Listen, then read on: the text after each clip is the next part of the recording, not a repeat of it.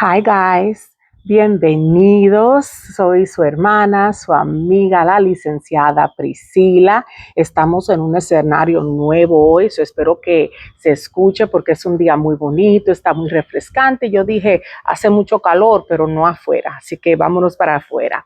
Estamos hoy dialogando de un tema muy particular, un tema de que mucha gente lo han sufrido, lo han vivido, pero no muchas personas hablan de este tema. Y si hablan de este tema, hablan de una manera no muy constructiva y no muy pro sanidad. Yo hoy me voy a atrever a hablar de este tema. Si usted es nuevo con nosotros, no se olvide que yo sí soy una psicóloga profesional y todos mis contenidos no deberían ser tomados sobre ningún plan de tratamiento personal que usted tenga con su equipo médico, clínico o psiquiátrico. Con eso dicho también, si es su primera vez, bienvenidos, suscríbase, dele like, comparta para que otros también puedan ser educados y edificados. Bueno, vamos a comenzar.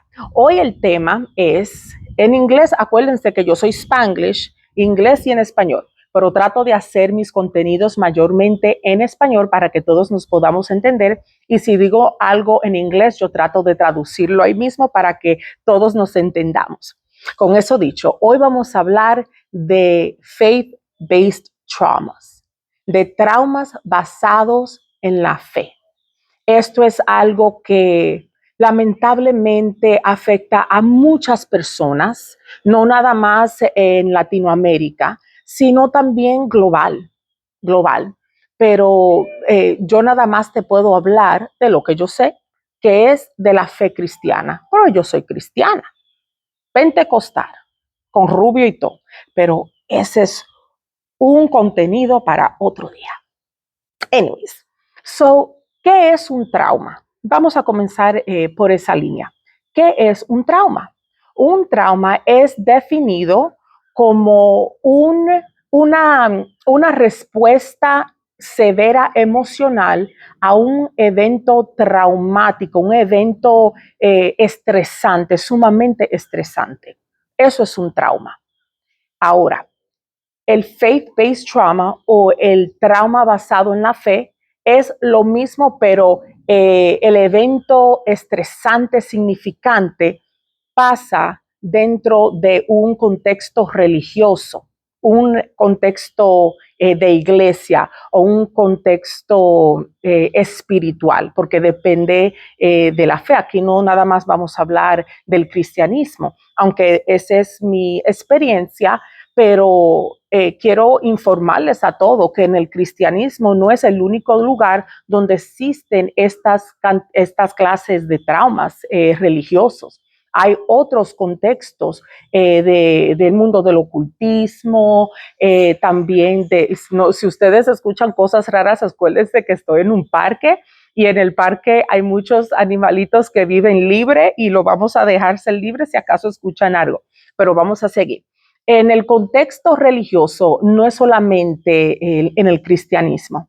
Hay sectas, hay ocultismos, hay iglesias cristianas, como hay eh, grupos religiosos, pero vamos a hablar hoy más enfocado en la idea de lo que es un trauma religioso, un trauma de la fe, basado en la fe cristiana. No sé, hay un pajarito que va a volar ahí. Ay, si lo ven, salúdenlo. Anyways, déjenme comenzar entonces hablando con la idea de que hay muchas personas heridas por el contexto religioso. Muchas personas. Y da mucha lástima por eso, porque lamentablemente a la persona experimentar algo muy severo dentro de un contexto religioso, entonces deja la fe, deja el contexto religioso y no mira atrás jamás.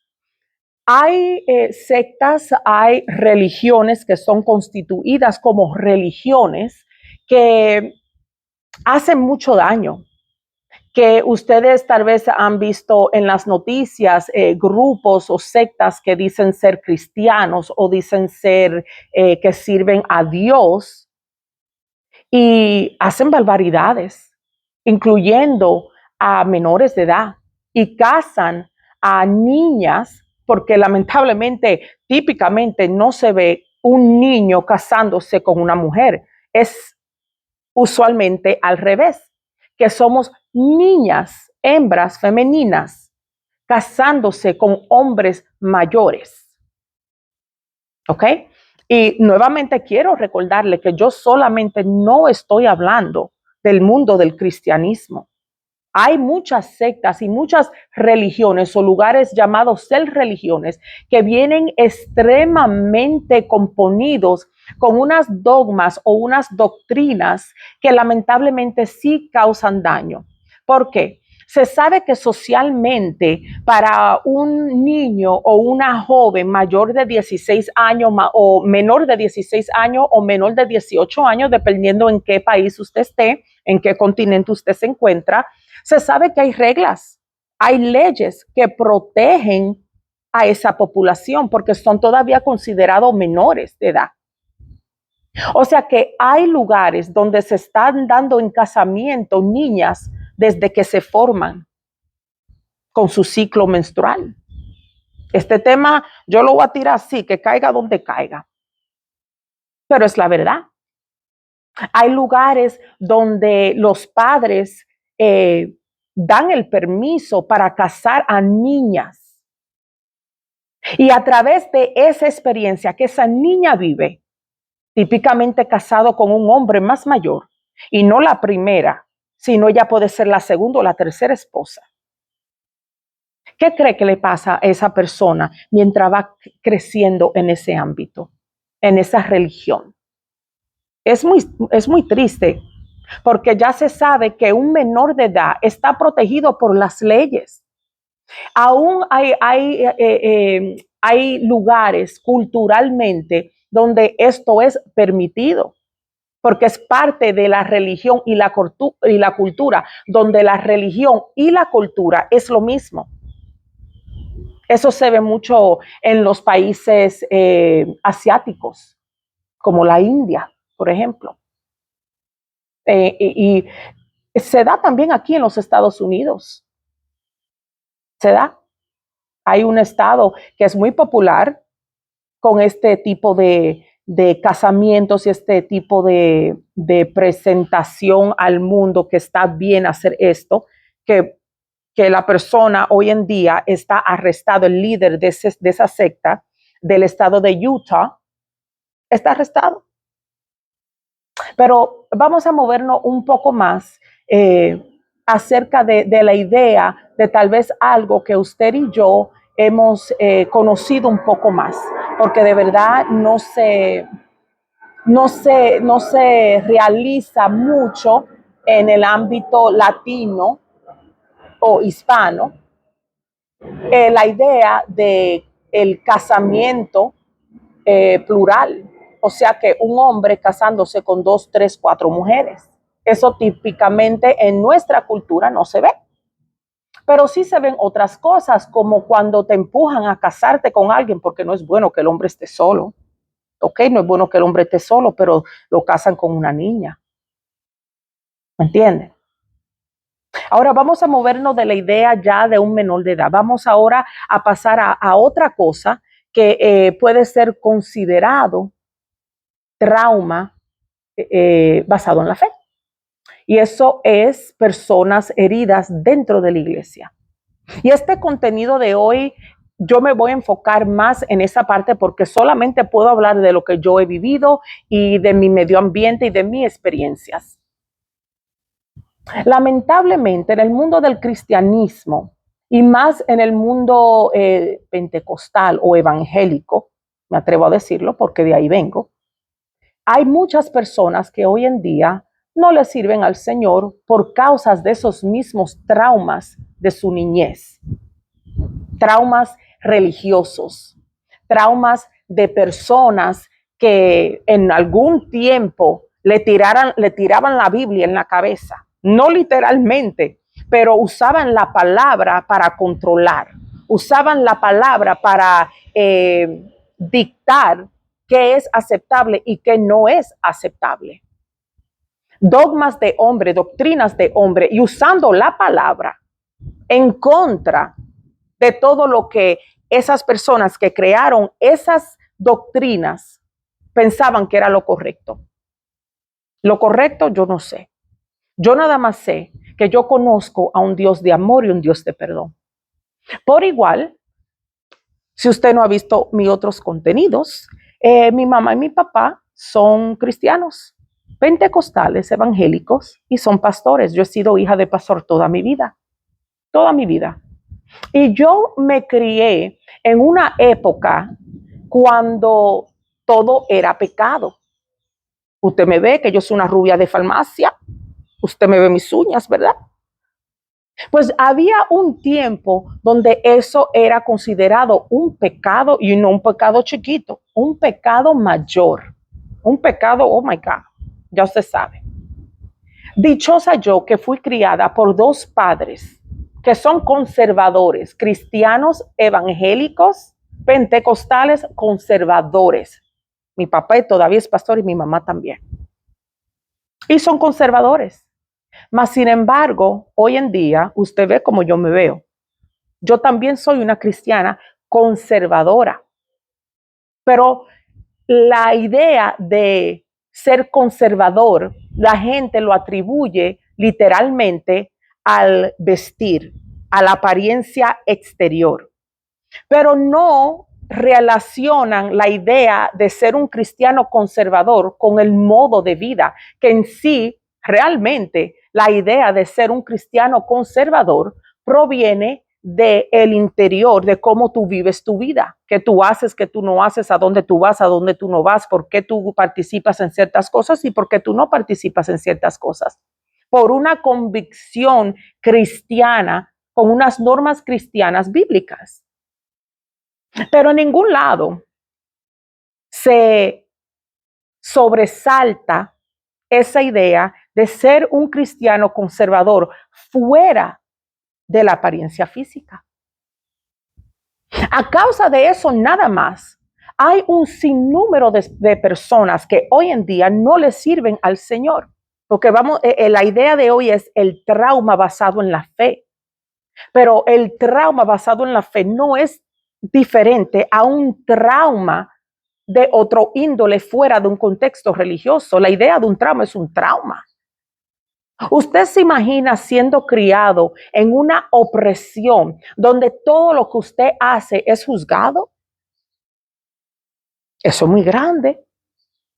En el contexto de ser criado en este ámbito, usted se imagina una persona que está cohibida de hacer tantas cosas que es parte de este mundo. ¿Qué pasa cuando esa persona llega a su mayor edad, cuando ellos pueden hacer decisiones por sí mismos? Pasan muchas cosas con esa persona. Yo soy hija de pastor, dichosa yo que estoy todavía en el evangelio, aunque tuve mis tiempos que yo me descarrié. Pero yo en ningún momento me descarrié o salí fuera de la iglesia y me desconecté de Dios por esa razón de un trauma religioso. Yo fui muy dichosa que mis padres nunca fueron estrictos y son sana doctrina, ¿me entiende? Donde nos ponemos faldas todos los días, donde no se puede pintar el pelo. Así fue que a mí me criaron. Así fue. Pero a mi mamá y a mi papá siempre lo criticaban. Estamos hablando de los 90s, cuando yo crecí. Siempre lo criticaban. ¿Por qué? Porque decían que ellos eran demasiado permisivos. Y no que yo andaba en pantalones, sino que habían ciertas cosas, todavía yo poniéndome falda. Pero poniéndome la falda, usted sabe que hasta por tener una cadenita, eso era algo muy grande que el diablo te iba a llevar por tú tener una cadena puesta o un guillo puesto. Pues entonces yo fui astuta cuando era más joven porque a mí me gustaba ciertos estilos. Yo era media rockera en esos tiempos. Y yo compraba las bandas que eran como de cuero y no, de esa otra clase de la C, para que no me censuren, pero una banda hecho de piel, de cuero, de piel, y con esa banda, una banda bien notable, negra, pues yo buscaba un reloj que me gustaba, lo picaba y lo pegaba y hacía de esa banda un reloj. Porque el reloj tiene función y el reloj dice el tiempo, o sea que eso está bien porque es un reloj. Pero habían personas que se molestaban que yo andaba con esa banda, con ese reloj. ¿Por qué? Porque decían que la banda era muy grande, aún teniendo el reloj puesto. O sea que aún siguiendo las reglas de no usar y le pegué un reloj, ya eso no era aceptable. Y habían cosas que a mis padres le decían que ellos eran demasiado permisivos, que qué clase de cristianos ellos estaban criando. Simplemente porque yo encontraba maneras de expresarme de mi modo de vestir, de mi modo de arreglarme mi pelo, que nunca me lo llegué a pintar, me lo pinté ya en mi edad mucho, mucho más tarde, que usted me ve que ahora soy rubia. Y ellos no les gustaban. Yo me acuerdo que yo me ponía, ustedes saben los pelos postizos.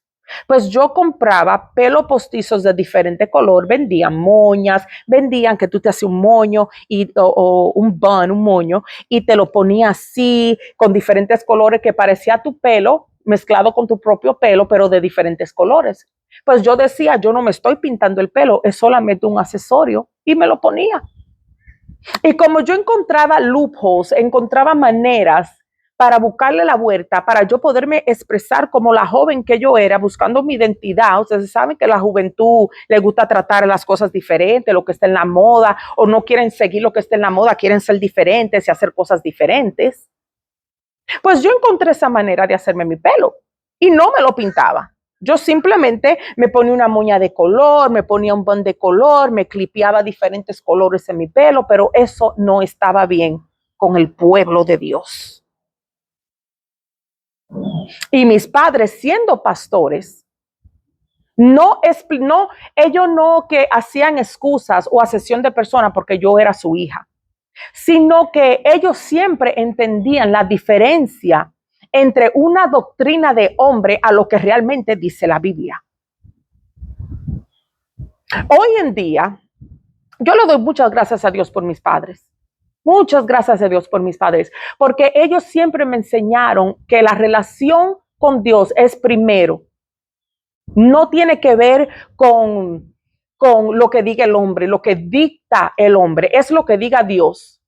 Y cuando uno se rinde al Señor y le sirve al Señor de verdad y conoce a Dios, usted realmente se da cuenta que no importa, los hombres no importan. Lo que importa es lo que dice Dios de ti. Míreme, hoy en día mi mamá y mi papá siguen siendo cristianos conservadores. Se sabe que el que cambia es el Espíritu Santo. Se sabe que cuando el Señor entra a tu corazón, se sabe que el que cambia no es el hombre. No es que usted llegó a esta iglesia y esta es la doctrina y usted va a tener que quitarse todo. Eso no funciona. No muchos cristianos duran mucho tiempo en ese espacio de esa manera. Porque el cambio está viniendo de lo externo, no de lo interior.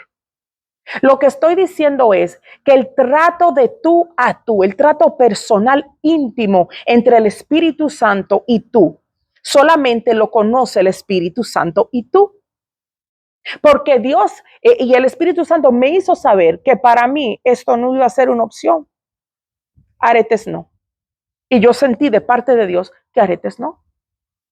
Y por eso nada más, porque yo lo sentí de parte de Dios, que Dios me hizo sentir. ¿Tú sabes qué, Priscila? Eso no te es necesario. El Espíritu Santo trata con las personas individualmente. Pero regresando a la idea del trauma religioso, ¿usted se imagina ser una persona joven y ser condenados porque usted se pinta el pelo, porque usted se hace sus uñas y porque usted se pone esto? Y no estamos hablando de religión y de doctrina hoy. Yo simplemente estoy presentándolo de esta manera porque esa es la manera más simple. Imagínense las cosas más traumantes. Usted sabe la cantidad de jóvenes que cuando fueron doctrinados para el bautismo, se les explicó de una manera tan severa que tomaron la decisión a nunca doctrinarse, o no nunca doctrinarse, perdón, a nunca bautizarse. Yo lo sé porque conozco a varias personas que me han dicho, yo nunca me bauticé porque me dijeron a mí que después que yo me bautizo, no hay marcha atrás, que yo no puedo hacer esto. ¿Usted se imagina hablándole así a un joven? Un joven que todavía se está conociendo, un joven que todavía está buscando su identidad. Eso es parte del ciclo humano.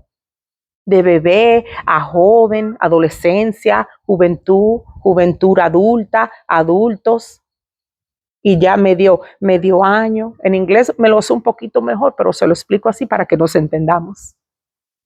Nosotros los jóvenes, yo no soy joven, di que soy joven de espíritu, pero usted se imagina que hoy en día las cosas están muy calmadas.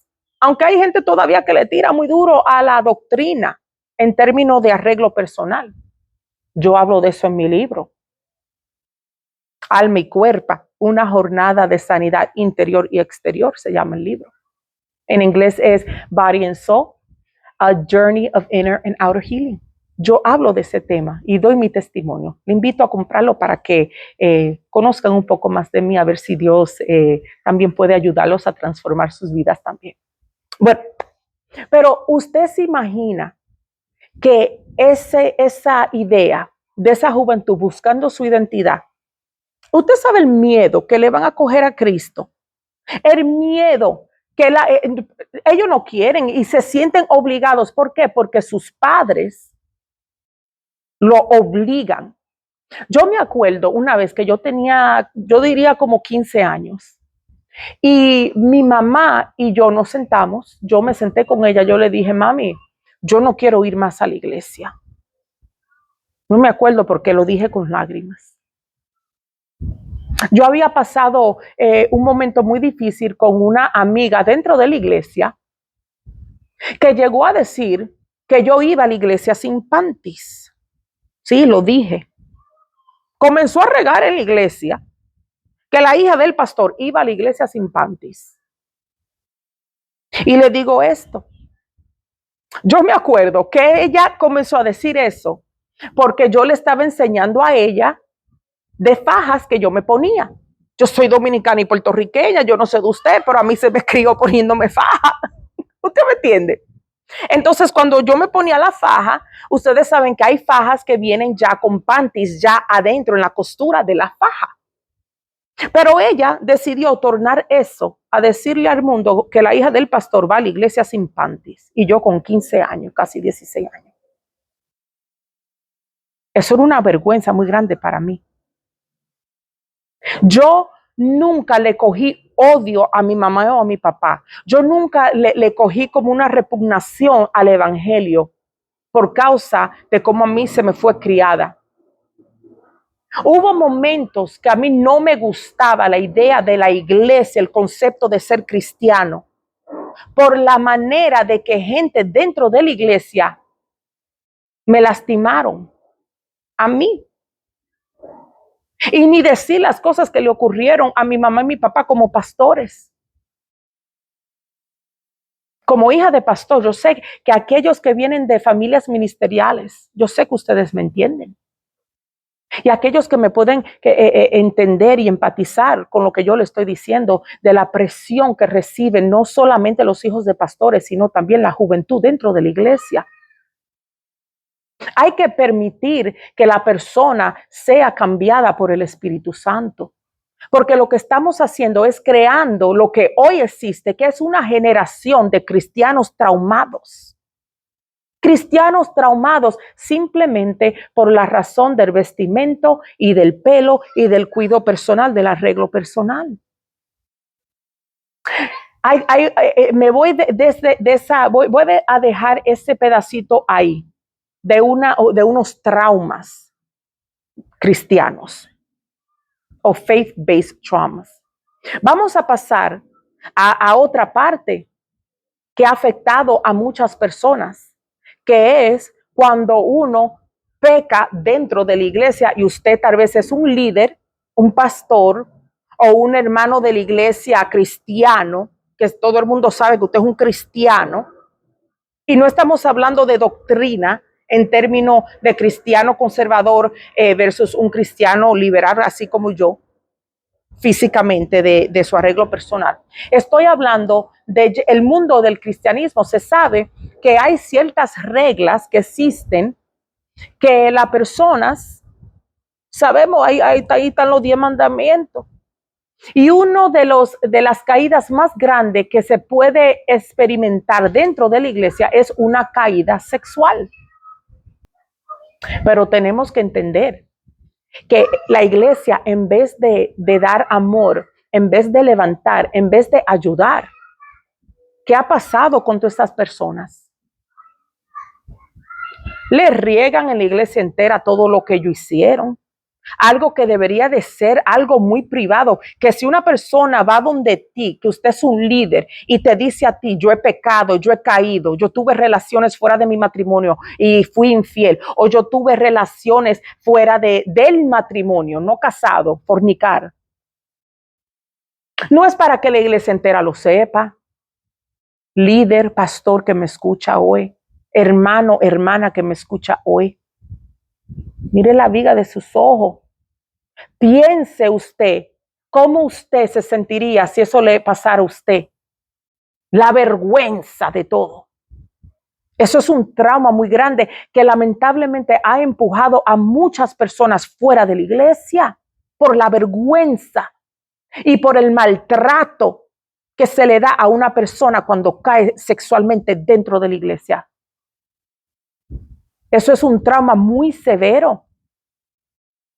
Un trauma severo no simplemente por el acto, sino por el trato que se le da, los mismos que por la Biblia nos manda a amar, nos manda a restaurar, nos manda a ayudar y a cubrir esas personas. No darle de codo, no ponerse a chismear y a regar toda su trapito al sol. Yo estoy diciendo muchas cosas hoy, pero esos son traumas basados en la religión, dentro del cristianismo, dentro de la iglesia. Yo he bregado con casos así. Yo soy psicóloga profesional, acuérdese. Y a mí han venido personas a hablar de sus situaciones matrimoniales, problemas matrimoniales. Yo hablo de eso en mi libro, pero no hablo de gente, yo hablo de mí. Yo hablo de mí. ¿Qué yo digo de mí, de esa área? Le invito a comprar el libro para que se enteren de mi vida. Pero yo hablo de eso. ¿Por qué? Porque llega un punto que las personas se sienten como que ellos tienen que explicar y dar explicaciones al mundo para justificar su acción. Y es algo muy triste cuando pasa eso. Porque entonces la persona, en vez de buscar alivio y refugio con Dios en las manos de aquellos que están supuestos a darle amor, a darle protección y a restaurar, lo que hacen es que te ponen en las 4 esquinas. Ustedes saben que eso es así. Yo no estoy diciendo nada nuevo en este contenido de hoy. Yo no estoy diciendo nada nuevo. Se sabe que eso es. Se toma una persona realmente valiente, una persona realmente basado en Dios, que sabe que pecó o que hizo algo indebido. Y mire, no justificar lo que hizo, porque fueron a sus pastores y sus pastores fueron personas de honra que cubrieron a esa vida, que lo ayudaron a restaurar. No, eso no es secreto. Si los pastores, no, que los pastores tienen que regalar a la iglesia entera, si no están ocultando un secreto. No. La gente se le olvida de la confidencialidad del pastorado, la confidencialidad del liderazgo dentro de la iglesia. Estamos traumando las personas. Estamos creando una generación donde la gente no quiere saber de Dios. Mire cómo están las cosas. ¿Cuántas personas no quieren saber de Dios hoy en día por lo que ha vivido dentro de la iglesia? Son traumas basados en la fe. Y no estamos hablando de cubrir pecado. Lo que pasa es que si alguien pecó o alguien cayó, la persona puede ir a hablar a su pastor, confesarse con su pastor, y su pastor íntimamente sentar a esa persona, pero no una disciplina hasta que a 3, 4, 5, 10 años. No. Una disciplina de restauración, reuniéndose con ellos, tal vez recomendando que vayan a ver un psicólogo, porque usted no sabe lo que ha pasado. Es muy fácil comentar, es muy fácil hablar, es muy fácil señalar. Pero cuidado usted que no caiga el que esté señalando. Lo digo yo de mi propia experiencia, de mis propias vivencias. Le digo yo que yo viví una etapa de mi matrimonio. No soy casada hoy en día. Está en el libro. Cómprelo para que se entere de mí, conózcame. Y dentro de mi libro yo hablo de la idea de que qué triste es un hombre o una mujer que ha tomado ciertas decisiones de dejar su matrimonio, pero hasta que esta mujer o ese hombre no hable de lo que pasó para justificar sus acciones de dejar ese matrimonio, entonces ella es condenada o él es condenado. Ay, Dios mío. Compre el libro, le va a edificar. Yo hablo de muchas cosas y muchos temas picantes. Pero yo he visto testimonios en las redes de personas que han fallado, y como esas personas han fallado en una manera pública, se han visto en lugares de podcast o en las redes sociales justificando por qué esa persona tomó esa decisión y qué fue lo que pasó para limpiarse ello. Y eso es muy triste. Yo veo eso y a mí me duele ver eso. Ver a una mujer o un hombre tener que justificar su pecado para que el público, para que las personas de su entorno, de su iglesia, de su medio ambiente, sepan que ellos no fueron el malo. No, yo no soy una adúltera, déjame explicarte. No, yo no soy un fornicario, yo no soy un drogadicto, así, espérate, déjame explicarte. Y comienzan a hablar. Y ahí dañan a cuánta gente porque comienzan a tirar todos los trapitos al sol con tal de que ellos se vean bien. En vez de preocuparse de su restauración, se están preocupando de restaurar su testimonio por sus acciones, que ahora está dañado, y se olvidan de la restauración, de la salvación de su alma, de la sanación de su alma, porque están tan preocupados de lo que diga el hombre, de lo que dice el hombre. No todo el mundo llega a pararse de nuevo después de cosas que ocurren detrás de bastidores o detrás de la cortina. No todo el mundo llega a pararse, mi hermano. Yo estoy de pie por la misericordia de Dios. Y todavía hoy en día yo tengo personas que me señalan porque yo nunca he hablado. Bueno, yo hablo, pero en mi libro, cómprenlo.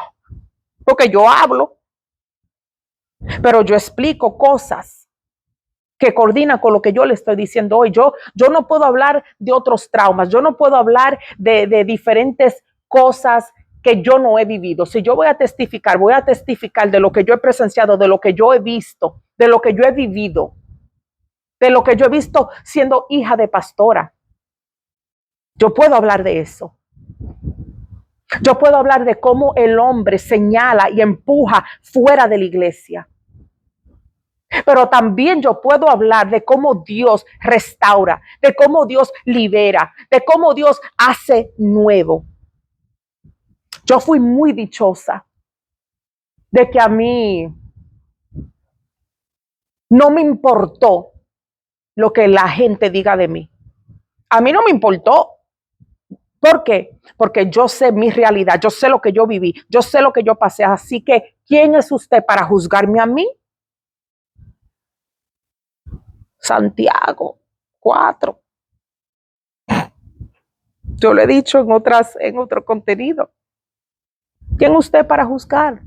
No, porque la Biblia dice, santo, pero ¿qué más dice la Biblia? Juzgadores que se creen tan libres de pecado, traumando a una mujer, traumando a un hombre, traumando una familia, porque al hablar de un hombre caído o de una mujer caída, hay niños envueltos, hay una familia envuelta, están traumando una familia.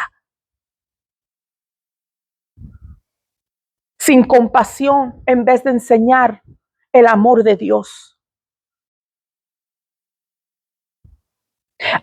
Yo voy a seguir tocando este tema en otros contenidos y en otros contextos acerca de los traumas, pero quería comenzar esta conversación.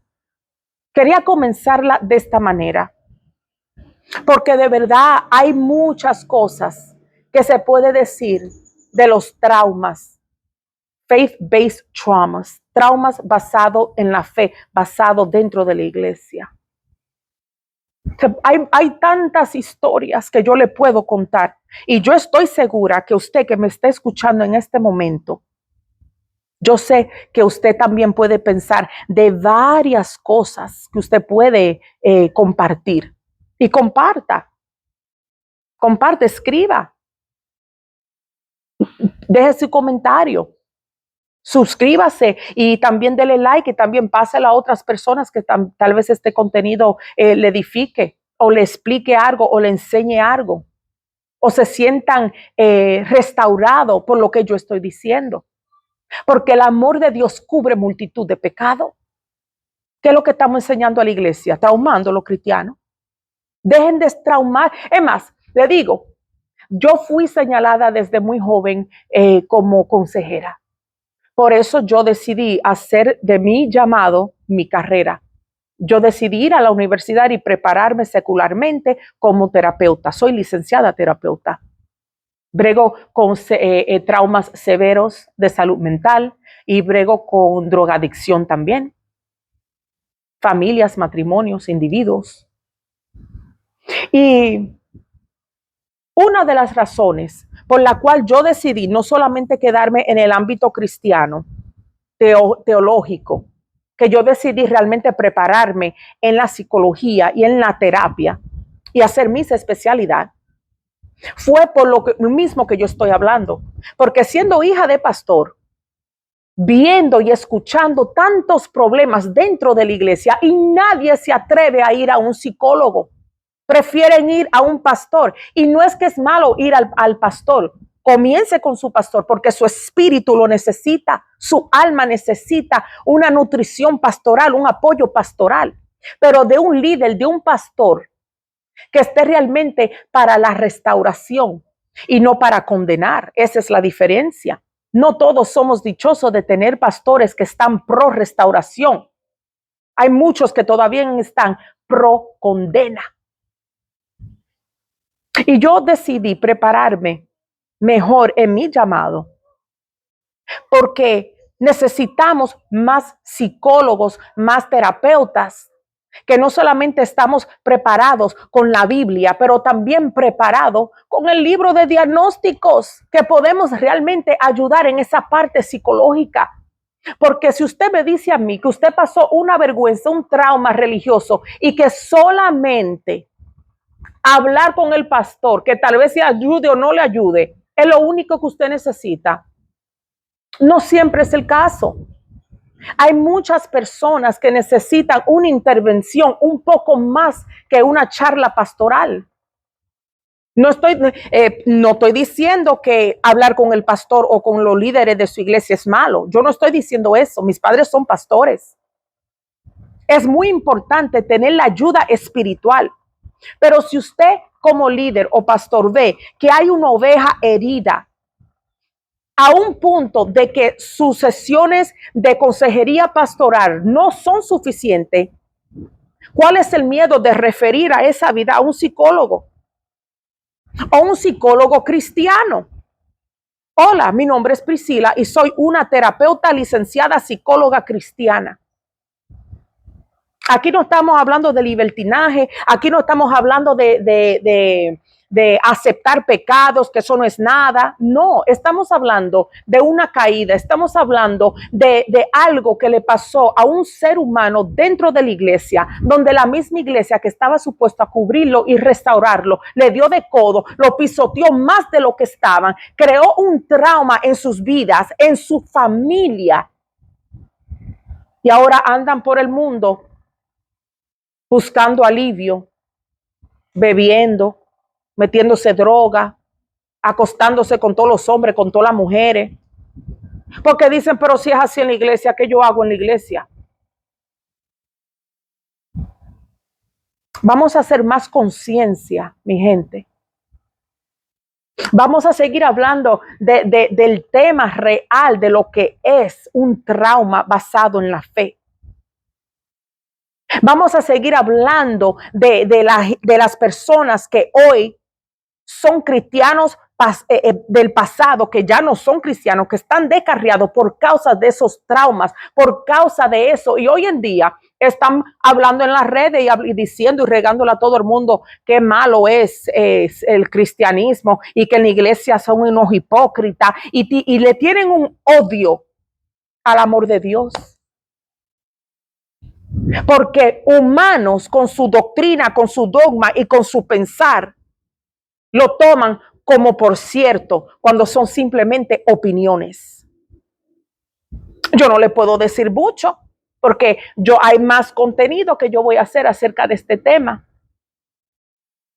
Yo le doy gracias a Dios que en mi proceso yo no salí traumada, aunque puedo decir que sí tuve un poco de trastorno por cosas que me ocurrió en mi vida. Está en el libro, es un libro de testimonio. Cómprelo, conózcame, conozca mi proceso. Yo sé de lo que estoy hablando. Y muchas personas no le van a gustar este contenido. Muchas personas no le va a gustar mi libro y me van a poner en las cuatro esquinas y a mí qué me importa. Yo no ando buscando sonido. Yo no ando buscando púlpito, que me den un micrófono en la mano. Cuando yo comencé esta jornada de esta parte de mi vida, yo he ayudado a muchas personas de tú a tú, porque usted sabe que así es el mundo de la psicología, es confidencial y es de tú a tú. Pero cuando Dios comenzó a tratar conmigo, yo le dije, Dios, yo no quiero escribir un libro, yo soy muy privada. Dios, yo no quiero hablar en las redes, tú sabes, papá Dios, cuánta gente está loca por tener un micrófono en la mano y que lo inviten y que se pongan a hablar. Ese era uno de mis pleitos con papá Dios. Pero yo entendí a través de mi desierto y mi proceso por qué era necesario yo pararme para hablar este tema. Porque yo soy una sinvergüenza. A mí no me da vergüenza nada. Lea mi libro para que usted lo sepa. Yo estoy pro restauración, pro familia, pro liberación, pro salvación, pro sanidad del alma. Porque la meta aquí es todo llegar al cielo. A usted que le gusta juzgar y traumar, ¿usted cree que usted está libre de pecado? Porque usted no bebe, porque usted no fornica, porque usted no adultera, porque usted es tan recto. Pero ¿y su boca venenosa, juzgando? Cuando usted llegue al cielo, o diga que va a llegar al cielo, Dios te va a mirar y va a decir, no, usted no pertenece aquí, porque usted hirió muchas personas y por causa de su boca se descarriaron tanta gente. Lo voy a dejar ahí. Déjeme su comentario, ¿qué usted cree de lo que yo le estoy diciendo? Y si hay una área específica que le gustaría que yo dialogue con usted, de un punto de vista del cristianismo, de un punto de vista de los psicólogos, de los terapeutas, de clínico, que eso es lo que soy. Dígame, ¿qué a usted le gustaría que yo hablara? Y poner las cosas en contexto. Porque de verdad ha llegado un momento donde el hombre, y cuando digo hombre incluyo las mujeres, donde el hombre tiene que dejar de decir cosas a lo loco, tirando sus opiniones como que son verídicas, como que son factuales, cuando realmente son opiniones nada más, hiriendo vidas. Usted que se cree tan recto, a eso no le agrada a Dios tampoco. Usted que juzga, usted que está dañando vida, empujando vidas fuera del redil en vez de abrazar y traerlo más adentro del redil, enseñarle el amor de Dios. ¿Qué cuento usted le va a dar a Dios?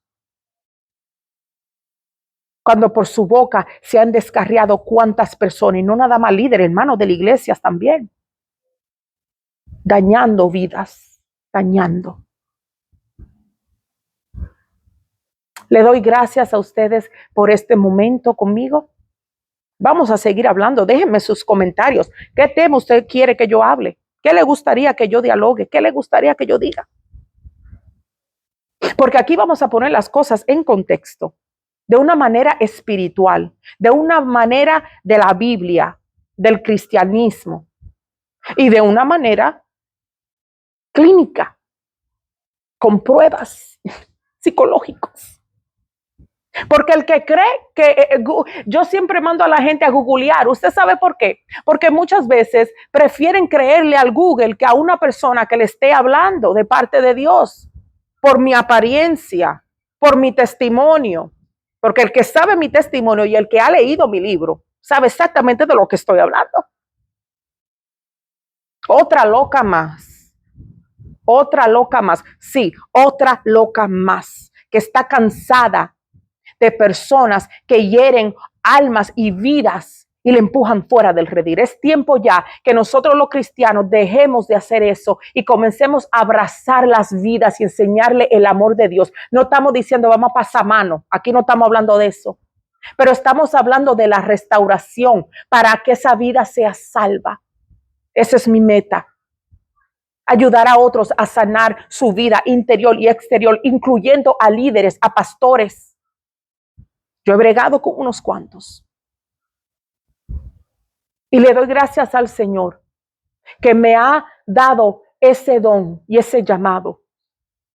Porque yo amo las armas.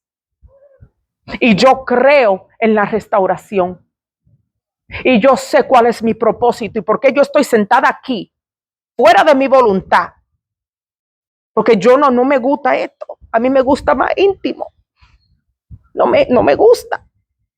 Pero yo lo hago porque así Dios me mandó a hacerlo. Y que nunca me inviten, no me tienen que invitar porque este contenido no es para usted, el que está hablando, el que está criticándome ahora mismo viendo este video. Este contenido no es para usted. Bueno, parte de este contenido es para usted porque usted me está juzgando ahora mismo. Cree conciencia, mi gente, que usted tendrá que dar la cuenta a Dios por cada persona que se descarría, que se va de la iglesia, traumados por causa de unos pastores o unos líderes o unos miembros de la iglesia que no saben restaurar, nada más saben chismear, nada más saben condenar. Vamos a seguir creando conciencia. Y yo voy a seguir hablando, pero me gustaría saber qué más usted le gustaría que le traiga, qué otro tema. Vamos a hablar de la realidad. Vamos a hablar del mundo clínico, de cómo las personas son afectadas. Vamos a hablar de la restauración. Vamos a hablar de la liberación.